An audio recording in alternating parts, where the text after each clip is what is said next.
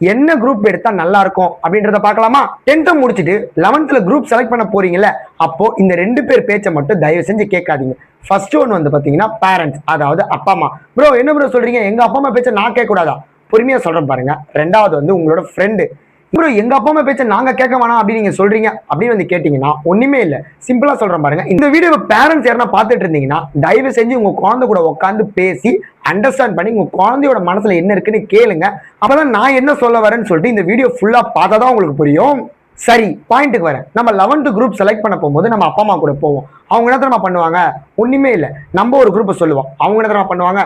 ஒண்ணுமே பண்ண மாட்டாங்க. நம்ம அப்பா அம்மா தான் இதெல்லாம் வேணாண்டா, இதை எடு, இதுதான் ஃபியூச்சர், இதை படி அப்படின்னு சொல்லுவாங்க. குழந்தைகளாகிய உங்களுக்கு, அதாவது 10th முடிச்ச ஒரு பையனோ பொண்ணுக்கு அந்த குரூப்ல இன்ட்ரெஸ்ட் இருக்கா இல்லையா அப்படின்னு சொல்ல கேட்கவே மாட்டாங்க. அவங்களுக்கு என்ன பிடிக்குதோ அப்படி சேர்த்து விட்டுருவாங்க.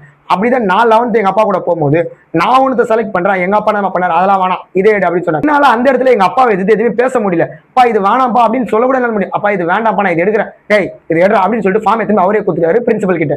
எனக்கு ஒண்ணுமே புரியல. அதை வந்து பாத்தீங்கன்னா நான் விருப்பமே இல்லாம உட்காந்து படிச்சு அதுக்கேற்ற மாதிரி நான் காலேஜ்லயும் போயிட்டு அதையே படிக்கிற மாதிரி ஆயிடுச்சு. அதனாலதான் சொல்றேன், 10th முடிச்சுட்டு நீங்க செலக்ட் பண்ண போற குரூப் வந்து ரொம்ப ரொம்ப முக்கியமான இடம். நீங்க விட்டுட்டீங்கன்னா கண்டிப்பா நீங்க காலேஜ்லயும் சஃபர் ஆவீங்க. அதனாலதான் சொல்றேன், தயவு செஞ்சு அங்க கொஞ்சம் யோசிங்க. செகண்ட் ஃப்ரெண்ட் எதுக்கு தெரியுமா சொன்னேன்? சிம்பிளா சொல்றேன் பாருங்க. நம்ம ஃப்ரெண்டு வந்து ஒரு குரூப் ஜாயின் பண்ணிருப்பான். நம்ம கூட அவனுக்கும் செம பாண்டிங்கா இருக்கும். என் ஃப்ரெண்ட் அங்க போய் ஜாயின் பண்ணிட்டான், அதனால நானும் அவங்க கூட போறேன்னு சொல்லிட்டு நீங்க போயிடுவீங்க. ஆனா உங்க ஃப்ரெண்டுக்கு அதுல இன்ட்ரெஸ்ட் இருக்கும், உங்களுக்கு இருக்குமா இல்லையான்னு சொல்லிட்டு நீங்க தான் முடிவு எடுக்கணும். என் ஃப்ரெண்டும் நானும் ஒன்னா படிக்க போறோம் அப்படின்னு சொல்லிட்டு ஆசையில போயிடுவீங்க. அந்த தப்பு மட்டும் பண்ணவே பண்ணாதீங்க. அவன் நல்லா ஷைன் ஆவான்.